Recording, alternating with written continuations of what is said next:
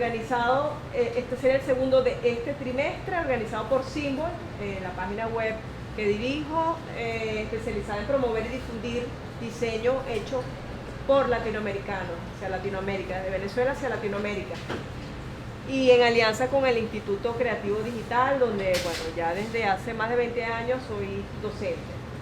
Bueno, en esta oportunidad les traemos a Gabriela Campos, abogada egresada de la Universidad Santa María, con maestría en la Universidad Central de Venezuela. Ella se ha especializado en trabajar sobre propiedad intelectual, que es justamente el área de interés para el mundo creativo y artístico. Y en esta oportunidad nos pareció valioso traerla para que preparara justamente una charla sobre derecho de autor para ilustradores y diseñadores gráficos. Ilustración y diseño gráfico son justamente las carreras que están actualmente activas y con mayor cantidad de estudiantes acá en el instituto. Y Gabriela, déjenme comentarles, desde el año pasado, ella colabora en Symbol justamente sobre estos temas, revisando casos internacionales de la evolución que está dando este campo, que todavía está en pleno desarrollo, porque estamos hablando de los NFT, de la inteligencia artificial, del metaverso y todo esto que está en plena configuración. Pero bueno, acá en Venezuela lo cierto es que actualmente hay un auge, una gran movida relacionado con las artes y la ilustración. Ha aumentado la cantidad de jóvenes interesados por estos temas creativos y nos pareció propicio que ella entonces nos explicara cómo registrar, cómo protegerse y cuáles son sus derechos. Entonces, bueno, sin más los dejo con Gabriela, con derecho de autor para ilustradores y diseñadores gráficos.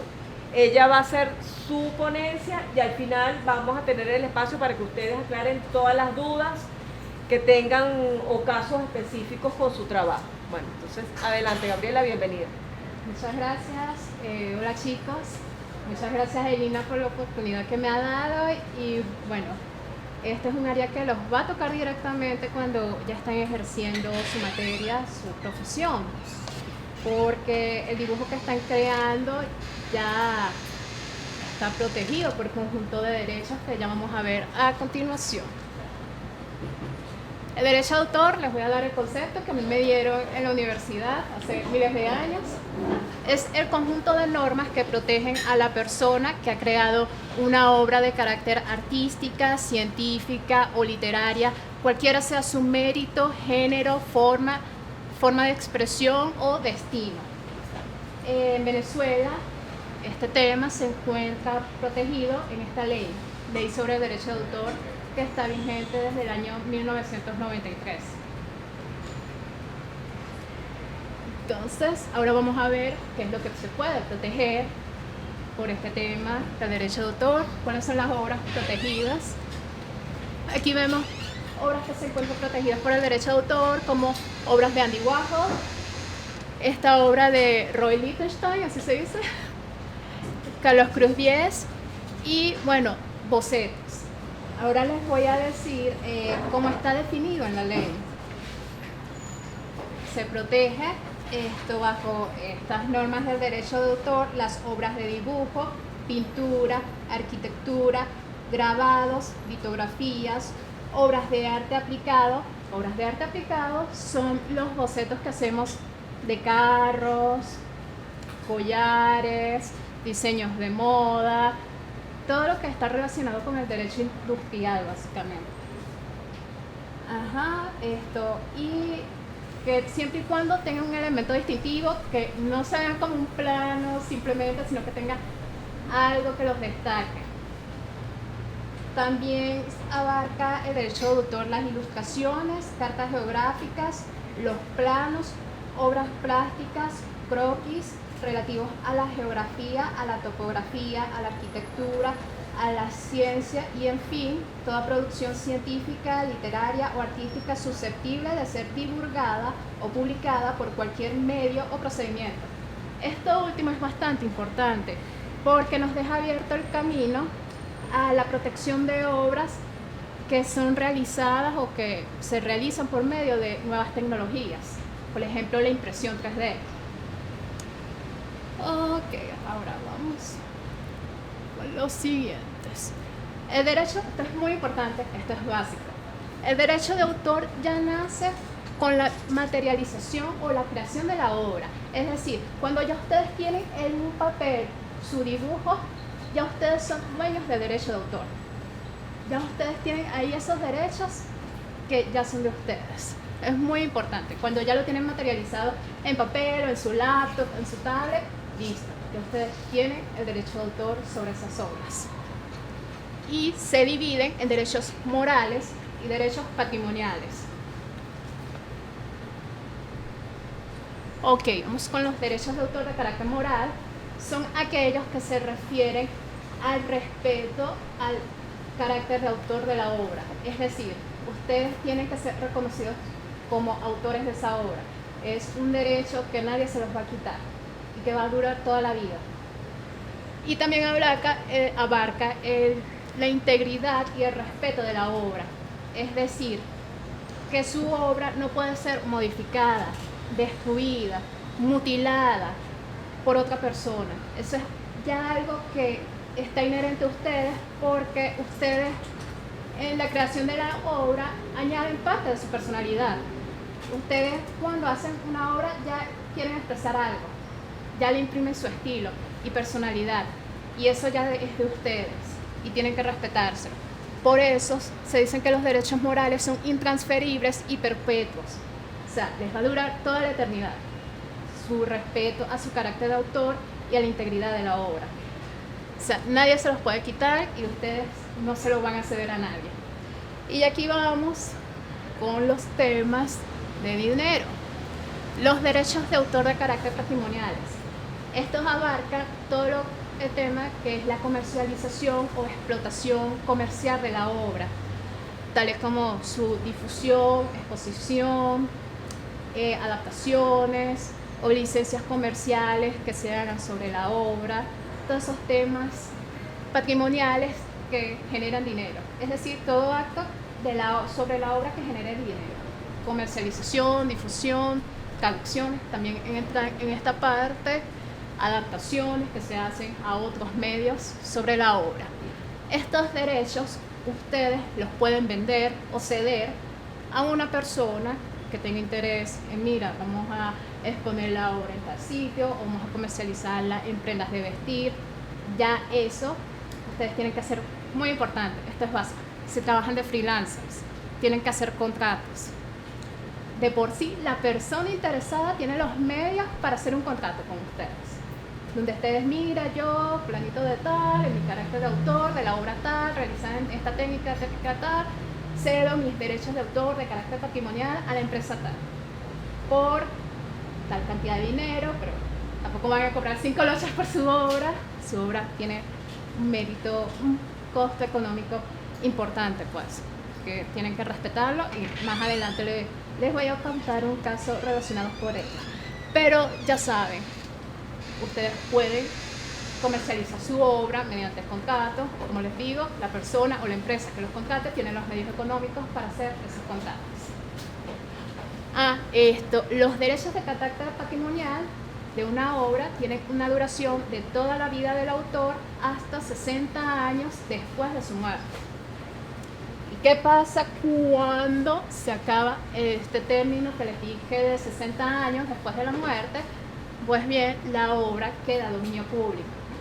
El dominio público es, como leí por ahí ayer, es como una base de datos libres donde están todas las obras que se han creado en la historia. Como vemos, algunas de estas obras que están en el dominio público son la Gioconda, Mona Lisa, de Leonardo da Vinci, que está en el dominio público como hace 500 años. El Grito, las obras de Mondrian, hace poco entraron al dominio público, y Winnie Pooh. Pero el de Winnie Pooh tiene su particularidad. Winnie Pooh es un protagonista de una obra literaria. Esta obra literaria fue editada en el año 1926. Ya desde ese momento ya ha cumplido su plazo de protección según las normas estadounidenses, por lo que en 2022 ya entró en dominio público. Pero entró en dominio público es la forma que el personaje fue narrado en el libro. La versión de Disney no, sigue protegida por el derecho de autor. ¿Por qué? Porque los herederos del autor les vendieron las obras de Winnie Pooh, son una serie de novelas donde sale el osito, se las vendieron a Disney para su adaptación a series y películas. ¿Qué pasa? Esas adaptaciones de Disney ya están protegidas. ¿Por qué? Porque tienen un rasgo de originalidad. O sea, tú al trasladar una obra de un estilo a otro, ya le estás dando también tu impresión, tu estilo. Entonces, el Winnie Pooh, por ejemplo, el Winnie Pooh de Disney tiene una franelita roja y eso no sale en el libro. Entonces, ¿qué pasa? El Winnie Pooh de Disney está protegido. De hecho, debe ser una marca registrada también y todavía tiene su derecho de autor. Entonces, por ejemplo, ustedes pueden usar la descripción de Winnie Pooh como salen en el libro, pero no como sale en Disney, porque todavía es una obra artística que pertenece a la empresa de Mickey Mouse. Pero lo importante del dominio público es que todas las obras que han caído al dominio público las podemos usar para adaptarlas comercialmente sin necesidad de pedirle permiso a los titulares de sus derechos patrimoniales. ¿Por qué? Porque la finalidad del derecho de autor es fomentar el trabajo de ustedes, de los creadores, que ustedes se vean beneficiados, puedan explotar sus obras de la forma que ustedes quieran, pero también que al pasar el periodo de protección, que ya pasen a dominio público, ya sean parte de todo nuestro patrimonio mundial, que ya podamos disfrutar de ellos. Y entonces esa también es la idea del derecho de autor, no solo, mira, quiero hacer mío esto, o las posiciones que han tomado empresas como Disney, que han influido en la legislación norteamericana para alargar la protección del derecho de autor, que ya llega hasta 95 años en ciertos casos, pero al final esas obras tienen que pasar a nuestro patrimonio artístico. Entonces, bueno, aquí en Venezuela, como ya les dije, tiene una duración de 60 años después del fallecimiento del autor. Ahora vamos con algo muy importante. Como les dije, el derecho de autor ya surge desde el momento que ustedes han materializado su obra en la pantalla, de su laptop, de su tablet, o cuando ya las tienen en papel. Pero es básico registrarlas, importante, porque ese va a ser el documento que va a demostrar que ustedes son los autores de la obra. Porque igual yo puedo decir, mira, esta casa es mía, pero ¿dónde está tu título de propiedad? Yo puedo decir, mira, este carro es mío, y ¿dónde está tu título de propiedad? Bueno, así pasa con las obras. Va a ser como su documento que va a demostrar su paternidad o maternidad de la obra. Pues bien, el registro se hace vía web, el trámite es en línea, es digital, se hace ante el Servicio Autónomo de la Propiedad Intelectual, SAPI, buscan SAPI en Google y bueno, ya lo consiguen pues. En este caso, bueno, el trámite lo pueden hacer ustedes directamente por medio de un abogado, o sea, no es necesario que tengan que hacerlo a juro un abogado, pero es importante que cuenten con asesoría. Pero igual lo pueden hacer ustedes mismos. Bueno, primero hay que pagar una planilla. En esa planilla tenemos que indicar todos nuestros datos, domicilio, nombre completo, domicilio, cédula de identidad, RIF, y también tenemos que indicar por la parte de la obra si es original o si es una adaptación. En caso de ser adaptación y la obra en la que ustedes se inspiraron está todavía protegida por el derecho de autor, es importante que tengan el consentimiento del titular de la obra que les sirve de inspiración. Si la obra está bajo dominio público, ya ustedes saben que pueden disponer de ella, porque el dominio público es como nuestra biblioteca universal. Pero entonces deben indicar si la obra es original o si es una adaptación de la obra, y si es una adaptación, tienen que indicar los datos de la obra. También en la planilla hay que indicar, mejor dicho, la técnica que se ha hecho con la obra. Toda la técnica, mira, se trata de un dibujo, así, de una foto que se ha hecho aplicando tal técnica. Tienen que dar todos esos detalles. ¿Por qué? Porque las obras que vamos a proteger son originales. La originalidad, en sentido jurídico, tiene dos vertientes.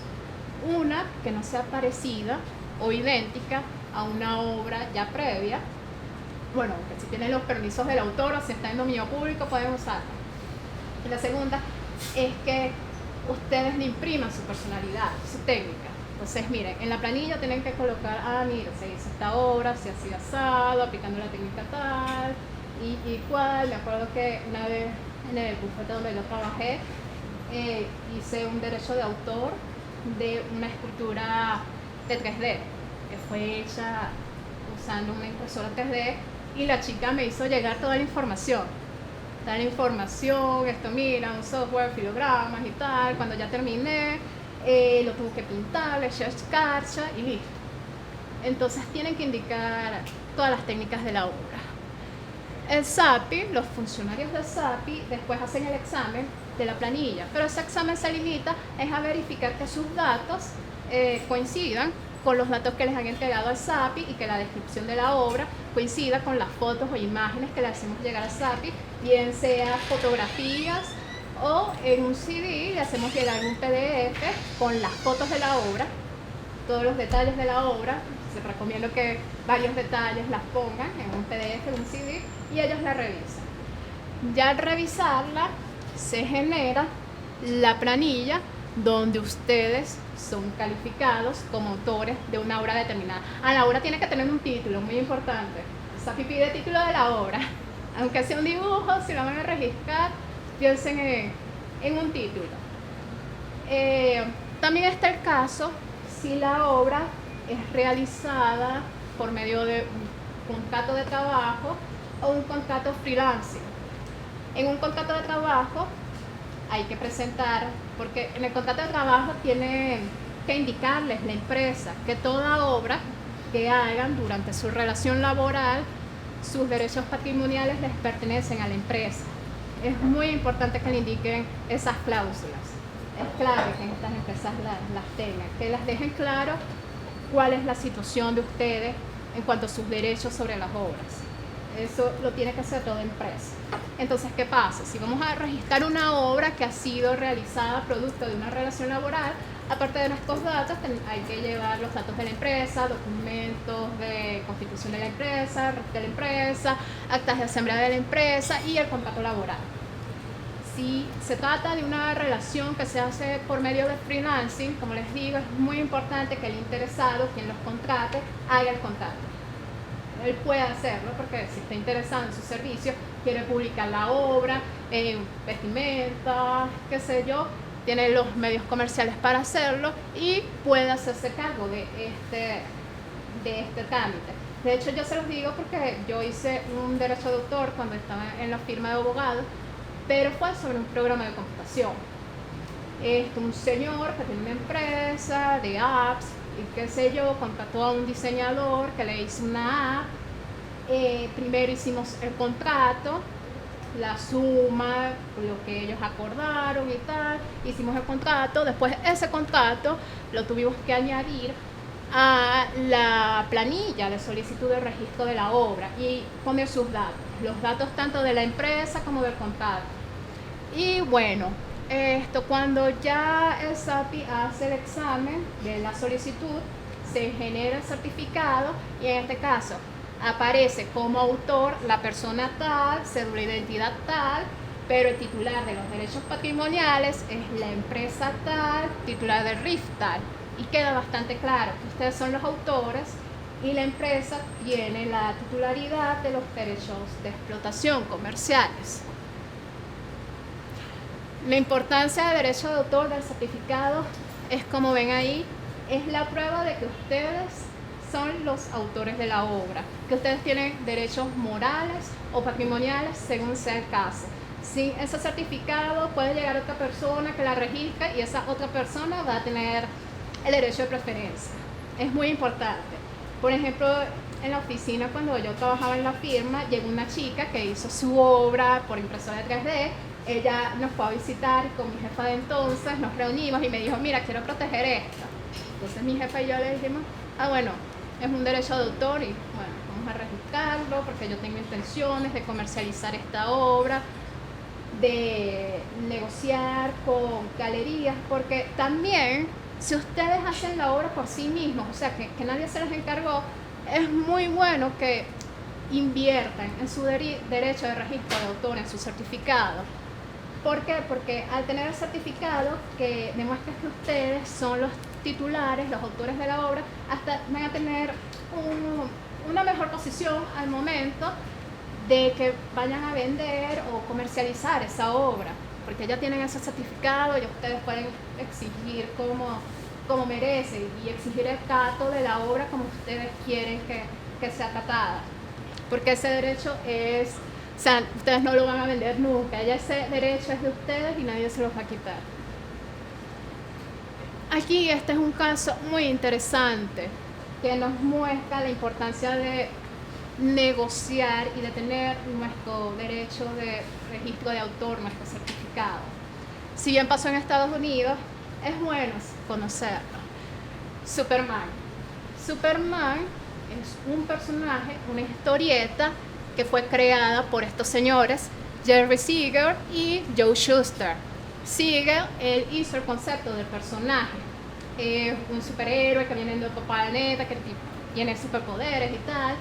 También lo hizo porque su padre murió en un asalto. Su padre tenía su negocio, llegaron unos delincuentes y el señor del susto murió. Y una de las primeras ideas que él tuvo de Superman fue que llegaba este héroe y salvaba a este señor de los delincuentes. Mientras que Shuster, él creó el arte de Superman. De hecho, él Shuster se inspiró en Jerry Siegel para crear Superman. Y de hecho Luisa Lane está inspirada, Shuster se inspiró en el arte de Luisa Lane en la esposa de Jerry Siegel, la hizo parecida a la esposa de Jerry Siegel. Ellos hicieron este personaje por gusto, vamos a hacer este personaje y tal, no lo hicieron por encargo.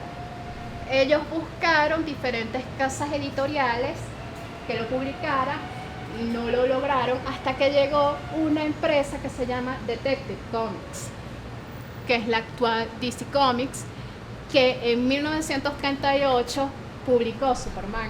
De hecho, Superman, ellos no lo crearon que volaba, sino que daba grandes saltos.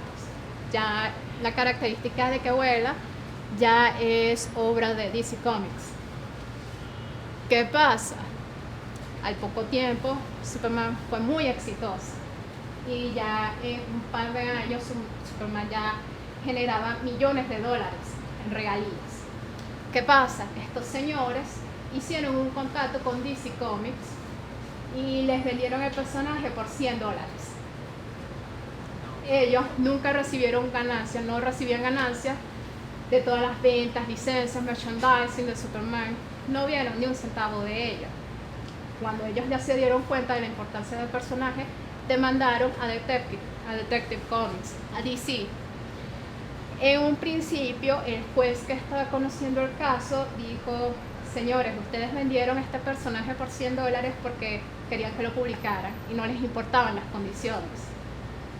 Y al final ellos llegaron a un acuerdo con DC Comics y DC les pagó una cantidad que no se sabe, pero que les permitió vivir cierta época.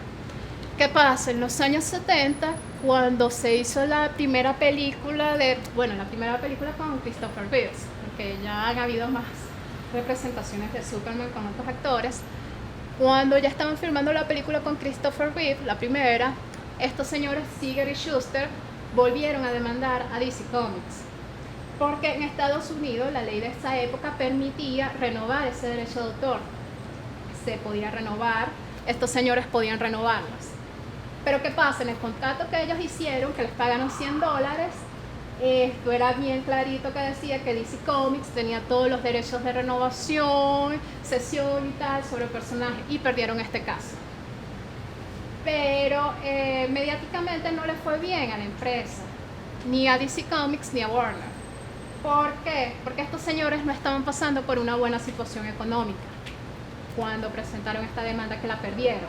Estaban mal económicamente.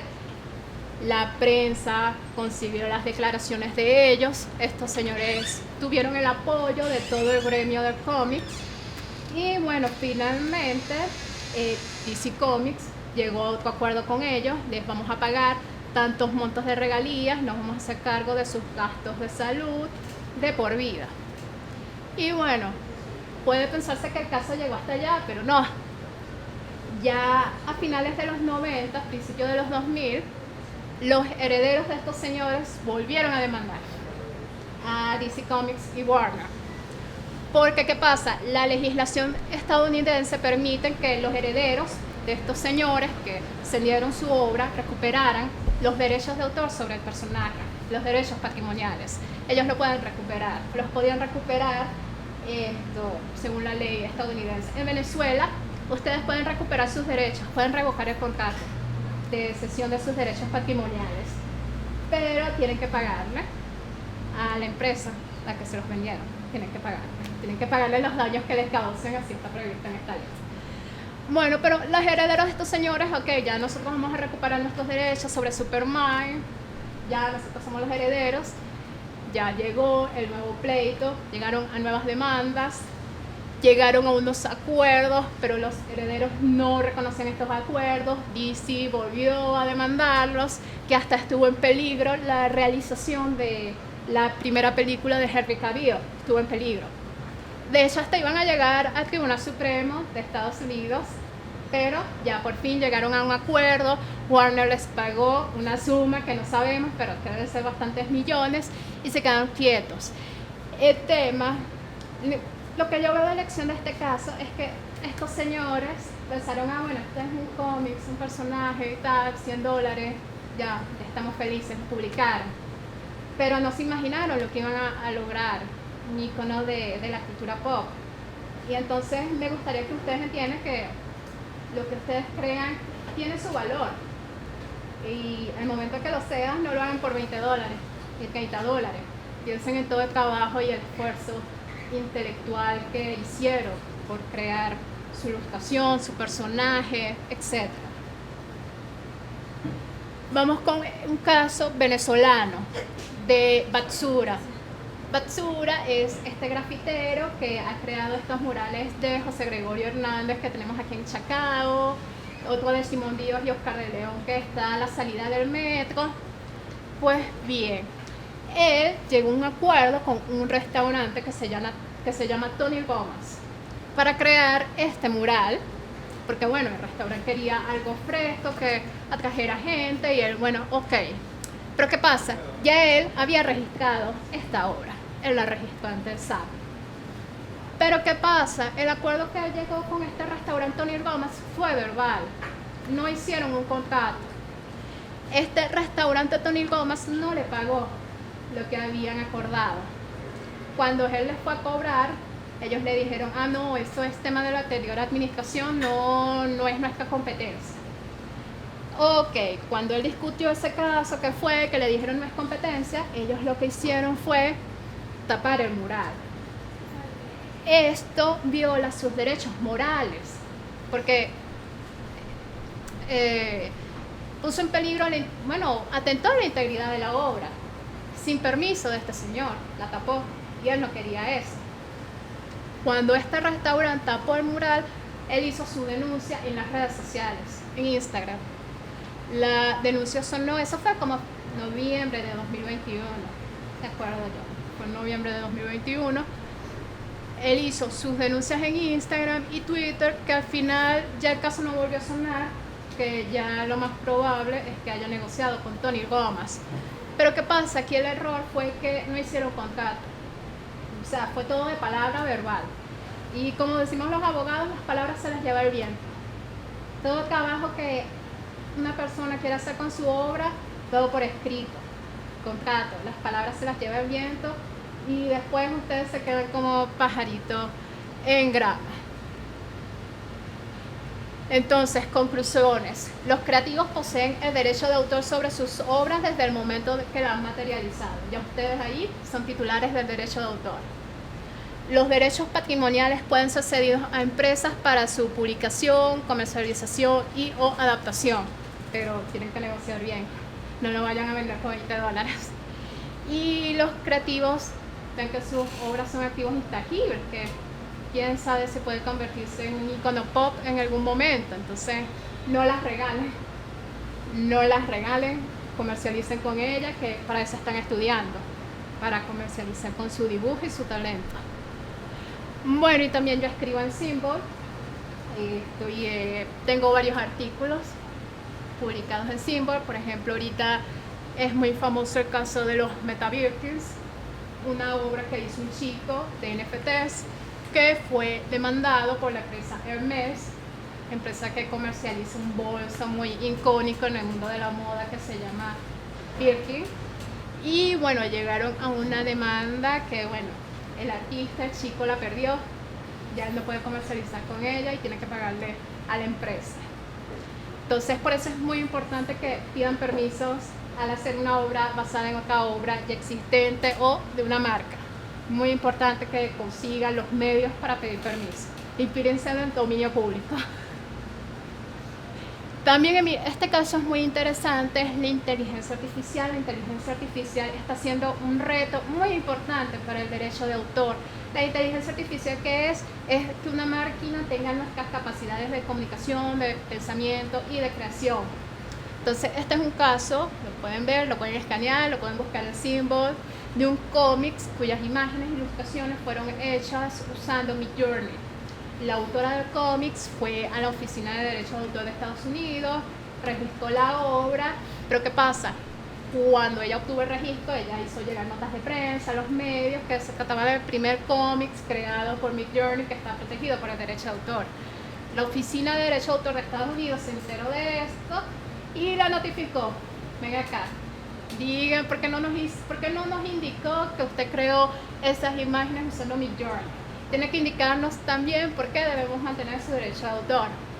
Después de un pleito, la Oficina de Derecho de Autor de Estados Unidos anuló el certificado que había emitido, generó otro indicando que las imágenes creadas por Midjourney no son protegidas por derecho de autor, porque ustedes, los ilustradores, quien usa Midjourney hace tipo la señora que hizo este cómic, ella puso Zendaya, Nueva York y ya se le generó esta imagen. La Oficina de Derecho de Autor de Estados Unidos dice que esta señora no tuvo el control en el resultado final de la imagen. Ella no decidió colores, estilos ni nada de esto y no puede ser calificada como autora ni puede ser protegida por derecho de autor. No es original. Y en España ya han sucedido casos parecidos, pues la Oficina de Derecho de Autor de España ha negado el registro de obras cuyas imágenes o textos han sido creados por Midjourney o ChatGPT. Entonces ese es un nuevo reto que ahorita hay que saber utilizar estas herramientas, porque no nos pueden sustituir y no tienen nuestro poder de creación. Y bueno, me pueden buscar por las redes sociales, por Instagram, Twitter no lo estoy usando mucho, muy esporádicamente, lo uso para ver noticias nada más. Y bueno, LinkedIn, Gabriela Campos, Instagram o Twitter, IGABCM, bueno, el deleteo. Ábranse LinkedIn, es muy bueno, si son freelancers pueden conseguir muchos clientes, hasta internacionales. Entonces, cualquier pregunta.